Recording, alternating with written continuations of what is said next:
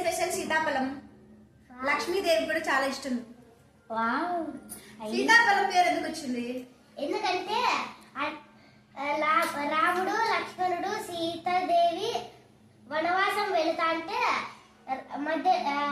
మధ్యలో రాముడికి కొంచెం ఆకలేసింది. అందుకే సీత వచ్చేసి ఒక చెట్టుని చూసింది, అందులో కాయలు కూడా కాసాయి. అందుకే సీతాదేవి వచ్చేసి ఆ పండును తీసుకొని రాముడికి ఇచ్చింది.